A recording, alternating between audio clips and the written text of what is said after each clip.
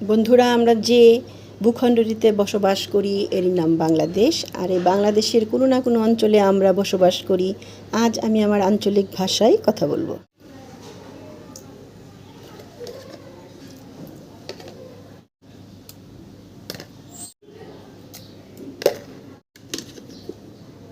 এখানে বন্ধুরা আমি আদা বাটা, রসুন বাটা, পেঁয়াজ বাটা দিয়ে দিলাম। আর এখানে এখন আমি ধনিয়ার গুঁড়া দিলাম। দেখেন, সব মশলার সাথে আমি সসও দিয়ে দিতেছি। আমার আঞ্চলিক ভাষা সস দিয়ে দিলাম। এখন আমি লবণ দিব, পেঁয়াজ কুচি দিলাম। এখানে আমি গরম মশলার গুঁড়োও দিছি।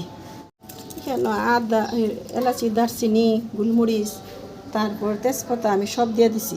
এখন আমি দিয়ে দিতেছি আপনার রাঁধুনি বিরিয়ানির মশলা দিলাম। এখন বন্ধুরা আমি টক দই দিয়ে দিব। এই যে আমি টক দই দিয়ে দিলাম এখানে। তো এখানে আমি দুধ আর একটু গুঁড়া দুধ মিক্স করবো। আমার টক দইটা এখানে একটু কম হয়েছে, বুঝছেন? এর লেগে আমি আবার একটু গুঁড়া দুধ এখানে দিলাম, পাউডার দুধ। এখানে আমি একটু চিনিও দিয়ে লাইছি। ইটা দিমু আমি পরে, গোলাপ জলটাও পরে দিমু।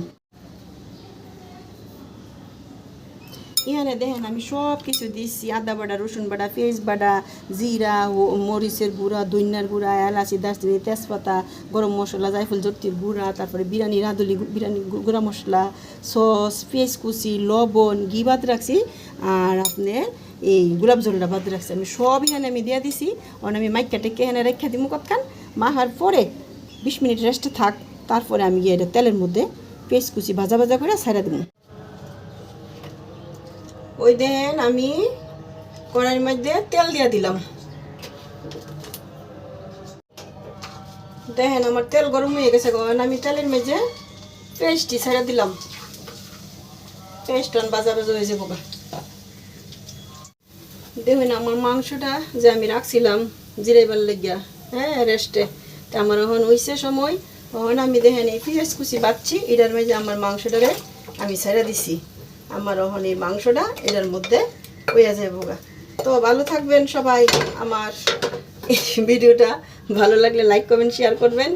আমি সবার সুস্থতার কামনা করে শেষ করছি। ভালো থাকেন। আল্লাহ হাফেজ।